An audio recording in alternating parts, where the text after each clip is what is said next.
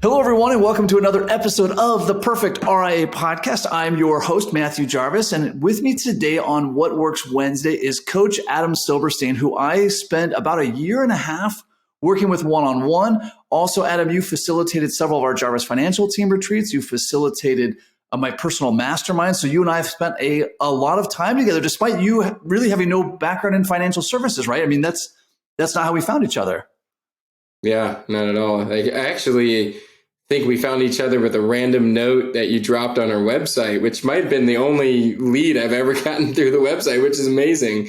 But yeah, we, as you said, we got to spend a lot of really great time together. And, you know, as you experienced, my relationship with my clients tend to be rather intimate. They're close one-on-one relationships. And, you know, we really get into the deep workings of the mind. And I think that's a big part of what we're doing here when we're running organizations, we're leading.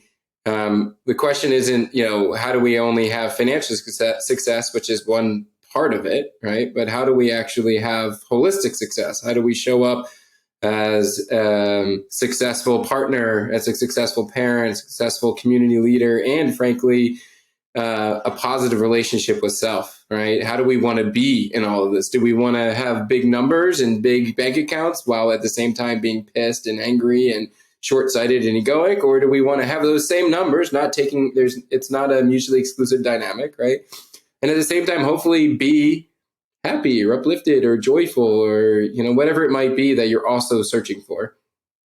Yeah, I think one of the things that came out of, there was a lot of things that came out of our work together, but one of those was just kind of this realization that this, Mike and I like to call it head trash, but this kind of being balanced is a struggle for everyone. I think sometimes there's this illusion that when I get to a certain level of income or a certain level of success, or I get a certain relationship, or I weigh a certain amount, or whatever it is you're aiming for, that then that head trash will all go away. But really, it doesn't. Like, we all struggle with this. In fact, I was giving a keynote address to some advisors recently, and your name, by the way, came up, Adam. But the advisor says to me, they said, "Hey, Matt, I know you've got this great practice and you've got this podcast and you've got everything figured out. But for those of us that don't, do you recommend a coach?" And I sort of stepped back and I thought, oh, wait, I gave the impression that I have it all figured out. And I have some things figured out, but I definitely do not have all the things figured out. I'm a huge advocate of coaching because, Adam, to your point, the headspace is so critical, no matter what the numbers on the scorecard are. Totally. Yeah. And you, more than anyone, honestly, really honor you for investing so much time and energy in self, right? And I think I hate when people quote Warren Buffett, but I'm going to. Yeah. But I think he said the best investment you're ever going to make is the one in the investment in yourself, right? It For sure. Sounds corny, but that is the highest ROI, right? Because you only got one body, you got one life that we know of. And so you absolutely put your money where your mouth is there, that you will hire, you will not ask questions, you will do the work. You always were prepared and ready. So maybe if you were putting that energy off is because you did the work. You did the hard work, right? Yeah, this is not easy stuff. But yeah, so it's kind of interesting. There's so many different ways that we can go there. But, it sounds, again, I want to stay away from these cliches, but there's this dynamic in this world where that if we train and we do the right things and we work hard, that's kind of the doingness, right? Yeah. Then we can have a boat, a yacht, a whatever, right? A material possession, have something. Then we can finally be happy, be proud of ourselves, right? And so it's kind of this do, have, be type of dynamic. And we work out this agreement with ourselves with, it's like the social contract that we have in this world, right? That if we follow these steps, then at the end of that road is be happiness, right? Or be whatever it is. The top of the mountain, whatever it is, yeah. In the biggest depression, and I work with a lot of founders and CEOs who have climbed that mountain, right? And they go that mountain and they get there and they say either one, holy crap, this entire story that I worked on my whole life, it's false, right? It's like a false summit. This actually is not the top of the mountain. And I still feel the same exact way, right? And that doesn't, I don't want it to, some people will say, well, what you're saying is either, it's mutually exclusive, that you're either wealthy or you're happy. And I don't think that's true at all. You can be poor and unhappy and poor and happy, right? Yeah. You can actually be wealthy and unhappy, which a lot of people are, and happy, right? So I actually think we are, just like if you move around the country, you're still with yourself, right? And so adding money to that, yes, maybe there's a certain level of flexibility and freedom and happiness, and reduces one less thing to be stressful about, right? Because clearly money contributes to all kinds of anxiety and stress, and it contributes to, divorces and all kinds of things, right? But it's not necessarily the thing that I think most CEOs and founders are after, right? Yeah, for sure. And man, there's so many different ways we could take this one. A big lesson that stands out to me that you taught me that I use on a regular is this concept of being above the line or below the line. And it was something I never really understood. I thought there was just always me, and that however I was feeling in the moment, like if I was excited about my work, that's because work was going good. And if I was upset about my work, that's because work was going bad. Or if I was excited about my team, like that my emotions around my work, my life, my relationships, those were somehow like objective. And we spent a lot of time working together. In fact, I feel silly to say, but my mastermind buddies and we still use these terminologies. You actually had us come up with like, name the version of you that's above the line, that's like really crushing it, that's doing all the great things. And then name the version of you that's like, man, this really sucks. And I want to kick my dog, and whatever like below the line is. But I'm given like I'm in a whirlwind here, but give us a little insight on this idea of above the line and below the line. And then how does it just sort of manifest on a daily basis? Well, so it's interesting. I'm glad that you brought that up, because I was thinking about how do we tap further into the be, do, have, or the do, have, be dynamic. And really the thought is we want to start with being, right? Right now, in this moment, we can be whatever we want to be, right? We could be upset if we want to be. We absolutely, you and I right now could find something to complain about, right? We could be upset about something, but I guarantee you if I created a prompt around appreciation or something that you're proud of yourself, you could also be proud and appreciative in that same moment, right? So what does that tell us? That tells us we have much more command over our mindset than we think. And kind of what you started was, well, what do you mean? Whatever I feel, whatever happened is the mindset that I'm in. Yeah. And I hear that, but also that shows somebody who really is not in command. Interesting. Right? And when we talked about this formula of being a great parent, being a great partner, being a great leader, being great to your employees, being a trusted functional advisor, right? People want to see some semblance of command, right? And clearly, if they're not command over their emotions and command over their mindset, then that actually portrays kind of somebody who doesn't have it all together, and portrays probably a lack of trust, right? So one of the things that you talk about above the line, but below the line is that just that vernacular creates some awareness, right? Hey, where am I right now, right? That's right, yeah. And as we start to find above the line, like you said, we made different names for what above the line Matt is and below the line Matt is, and that brings some sort of humor to it, but also makes it sticky, right? And common vernacular, whether it's amongst your team and organizations, is really, really helpful. I don't care if it's above the line, below the line. I didn't coin it, right? That's not my work. But it just brings awareness, right? That's that first step. And so again, awareness, this sounds like, meditative, like woo-woo stuff. Like, no. The reason why we create awareness is because if we don't want to be so enslaved to our emotions, we need to create some separation between our emotions and our mind, right? So it's kind of interesting. If we are not our emotions, right, then what are we, right? We're the one observing it all.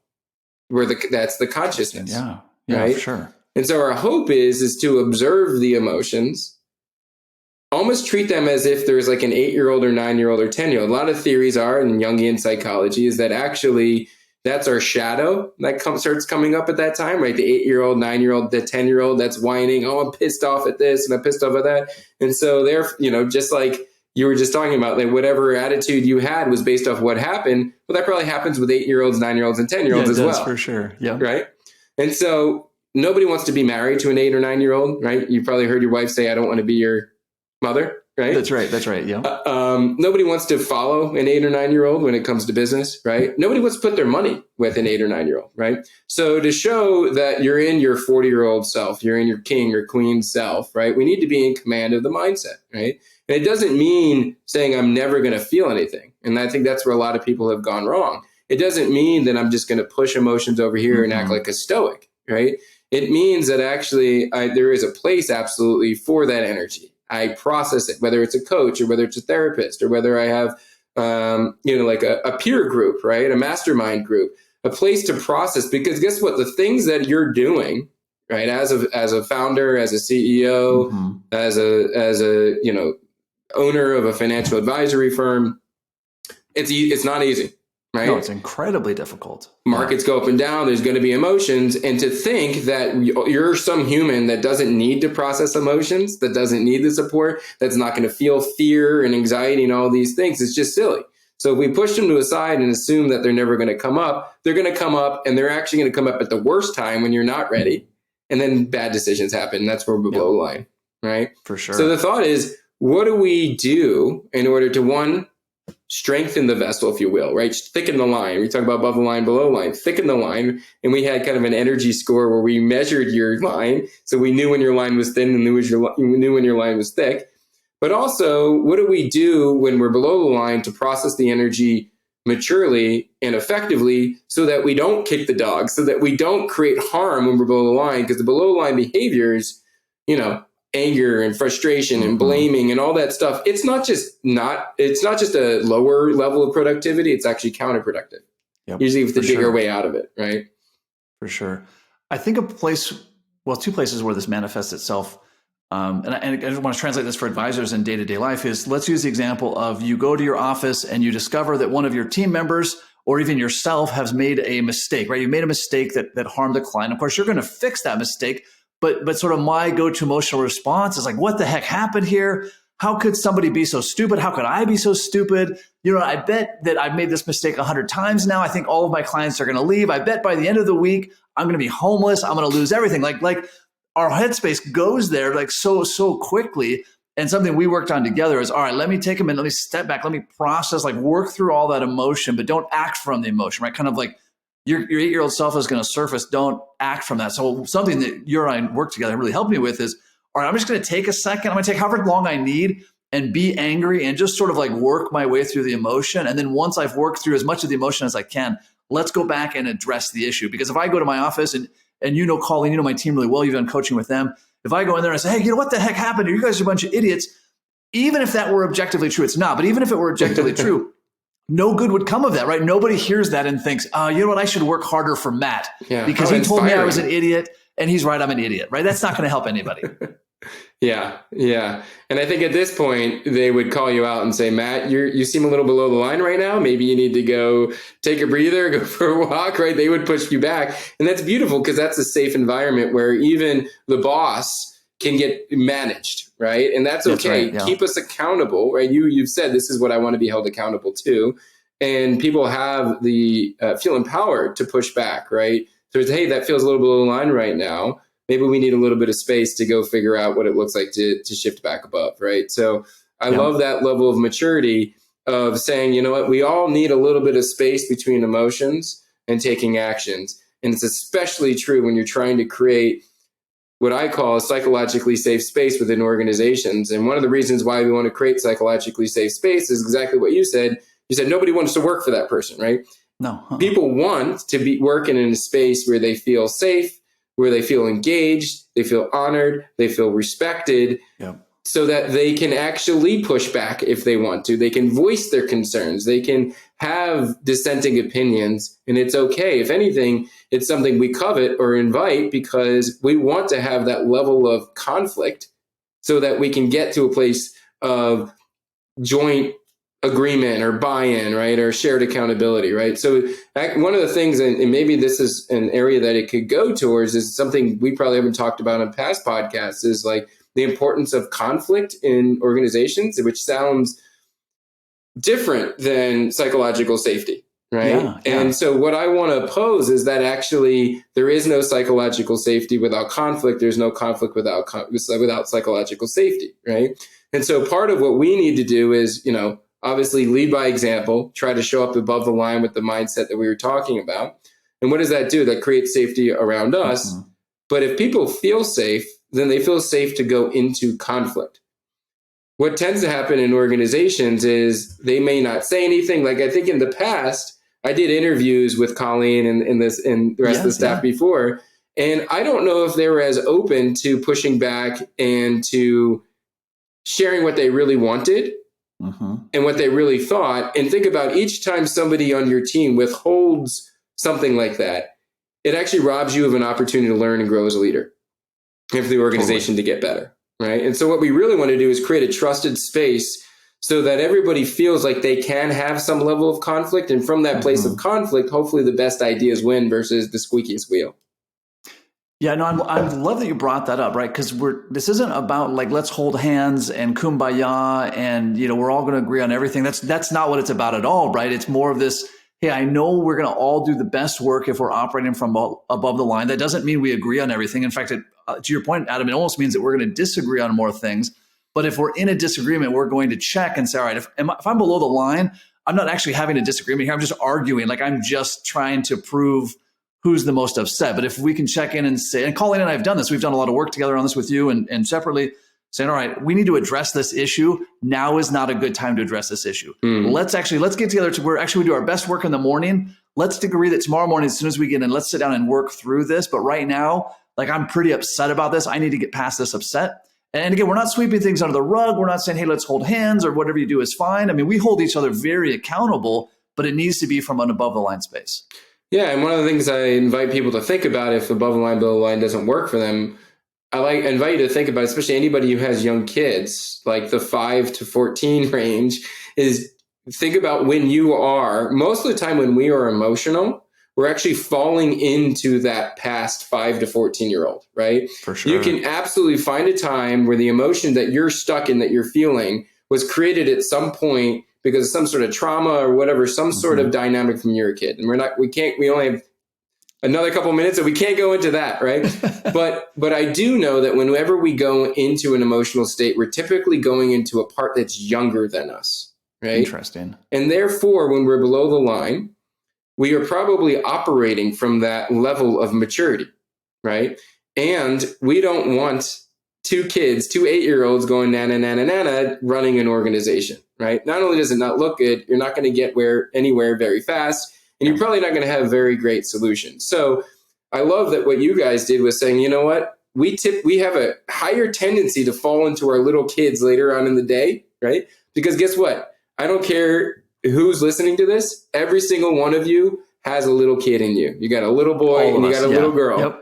And they come out to play. And sometimes when they come out to play, they are upset and they have tantrums. And then afterwards, when you go back into your adult mind, you're like, wow, how did I say that? Right. And that's why these things are counterproductive. So I love that you say is basically, let's give those children, if you will, a space to breathe, a space to act out, a space to do whatever it is they need to do so that we can then shift back into our adult mind. And think about that mindset you just have, is saying, you know what, it sounds like we're both emotional right now. We're both whatever, not productive. Why don't we revisit this tomorrow morning? That sounds like a very 40-year-old thing to say, a very mom or dad thing. An 8-year-old would never say that. Yeah. You know what, Mom? It's okay that you didn't get me that toy right now. I'm going to hold off my anger and my sadness. Right. And when I'm in a better mindset, then we can talk about it in the morning. The 8-year-old doesn't manage that way, right? That's actually a good way to reflect on that, right? I mean, am I literally behaving like an 8-year-old? I'm throwing a fit in this moment. Adam, a lot of the things that we're talking about here are things that, of course, you and I worked individually. I'm obviously an immense advocate of professional and personal development, but these are things that, as we talked about, we work together as a team. And that's been, I think, I don't see advisors doing that real often. I don't see them investing in the dynamic of the team. I mean, we've done multiple multi-day retreats where you've interviewed each member of our team, where we've worked together, we've worked separately. But as I think about significant investments I've made into my practice that have had the biggest results, I think some of those sessions are some of the biggest results because this feels silly to say it. It hadn't really occurred to me that, of course, Colleen also has good and bad days, right? Colleen and I have worked together now for 11 years. Like, she's a human just like everybody else, right? She has her inner child. She has good days. She has bad days. And to have a vernacular, a shared vocabulary around that, to say like, oh, I get you just need a little bit of space today. No worries. We're still going to get our work done. Like, and we're still going to address the hard issues. But if I give you a little bit of grace, a couple hours of space, whatever the case may be, your effectiveness and your loyalty are going to be 100x what they could ever be if I said, you know what, I'm upset right now. We need to take care of this right now. Yeah, totally. Yeah. And I think it makes it okay, right? When we work as a team, and I think that's kind of what you're saying. When we invest in a team, one, we create the common vernacular. Again, whether you use any of this stuff, it could be little kid or big or adult, whatever. Little kid might be shaming in the moment, so it might not work well, right? But maybe not use it against somebody else. Yeah, you sound like a real little kid right now. Like clearly, right. Don't do that when you go home. But so you totally right. So now that we have this common playing field and this common vernacular that she can challenge you, and you've invited that, and you can challenge her, and she's invited that. And at the same time, there's this level of compassion. And how I define compassion is actually through the shared human experience, right? Meaning that we all have emotions. Right? We all have this inner child inside. We all at times get overwhelmed. We all at times get anxiety. Some people more than others. Yes, of course. But we all have emotions, and emotions aren't a bad thing, right? We've obviously evolved over millennia to have these things. And so let's actually honor them. Each one, each emotion, each thing, there's some sort of noble intention under it, right? But a lot of the times we don't listen to it because it is coming out as an 8-year-old, right? So sometimes we actually, imagine if we stopped, most of us don't, and really understood, like, what's behind this tantrum right now that this 6-year-old has? What is it he really wants? And we're learning more and more as like parents of modern days that it's really important to try to not necessarily focus on how he's showing up or she's showing up in the moment, like really try to understand what is it she's trying to convey in this moment, right? And so I think that compassion that starts to onboard when you hear other people's stories, when you start to tie it to maybe the levels of anxiety, and it's okay, hey, and that's why we measured your energy score of knowing, hey, if Matt's at his 65% instead of his normal like 85%, then let's go do something. Let's get him out of the office. Let's get him go do what he has to do. Let's get him out in nature because he's just going to screw things up right now, right? That's right. Yeah. And so if Colleen comes in and says, hey, Matt, I'm kind of operating in my 60s right now, 60%, and my energy level's low, we can have compassion for that because we know what it's like to have a low energy, right? But at the same time, here comes the non-woo-woo hand-holding thing is compassion. And my expectation is for you to process that, do what you need to do, ask for what you want, ask for help, because my expectation is for you to get back there at some point soon. Yes. Like sooner than later. That's right. Right? Yeah, so it's okay to challenge. Condition. Yeah. Yes. So I love that. One of the things I like to think about is mistakes are okay. That shows that people are taking risks, but patterns are not. And as soon as we see patterns emerge, our job is to draw boundaries with them together. Hey, we're noticing this as a pattern, right? I'd like to draw a boundary together around this pattern. This is not something that I'm just drawing a boundary on. Clearly, it's not working for you either. Let's name the boundary. Let's name what it would look like to get on the other side of this boundary, and then let's work together to get on side. And I'm going to remind you that each time we hit that boundary, that's effectively not going to be acceptable. And if it keeps happening over and over, then we're going to have a serious conversation. So it doesn't mean this hand-holding and that you get a forever pass of compassion. Compassion just helps us get to, remember the conflict, that's a level of conflict. A lot of people aren't willing to have the conflict, which is at the very least, let's communicate the boundary that we're both operating on. Yeah, no, I love it. Yeah, because it can go too far either extreme, right? We can either, like you said earlier, avoid all the conflict, which then it will eventually boil up and become a big problem, or we can be overly confrontational and burn that relationship capital. There's a lot of things. Yeah. Well, Adam, we could go for hours, and you and I have gone for hours on these topics, dozens of hours. But this podcast is all about taking action. What are some action items for advisors that are listening as they've sort of heard this above the line and below the line, having healthy conflict with their team members? What's some real tangible action items that somebody could take from this episode and implement in their life or implement in their practice? Yeah. Well, I think one of the things is to create a space for your employees to feel heard, to be heard, right? So I am not a huge fan of these Likert employee engagement surveys that are 1 to 5, answer this. I get them sent all the time. I'm constantly asked to look at them. I don't play around with them anymore because even the big SaaS companies out there that are producing them, people usually send me these things and I'm like, I don't really know what they're saying. There's no insight. There's data in front of me, but not insight, right? So one of the things I feel old school around it, but open-ended questionnaires where people can just open up and feel safe, right? Now, it doesn't have to be anonymous. It doesn't have to be confidential. If anything, I want to challenge people to speak the truth. But if you feel like you need that as like the first step into it, then great. Or even have a third party go through so what we did was it's not confidential. I mean, it's confidential, but not anonymous, right? So we know who's sending it, but it's just going to go to Adam. And therefore this person might feel open to speak what I call withholds, right?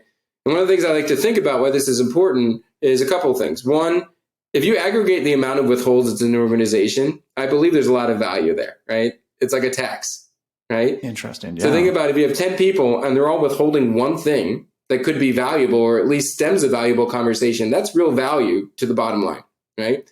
And if they're not surfacing it because they're afraid or because they don't want to push back or because there's big egos or they don't know how to speak their mind or ask for what they want, then that's really robbing the company of an opportunity, right? So I think that's really important. And the other piece of it is also saying, like, I care about what it is you have to say.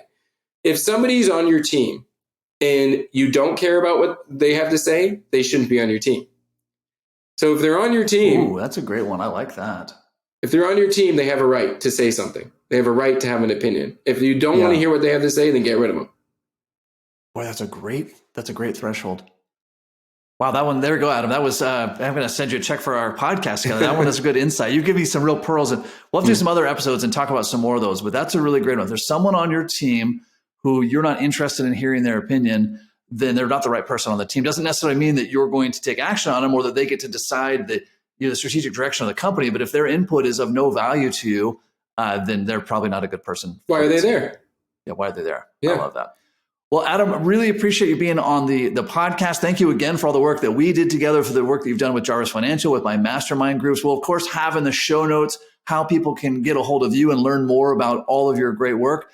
So again, thank you so much for your time. And for all our listeners, until next time, happy planning.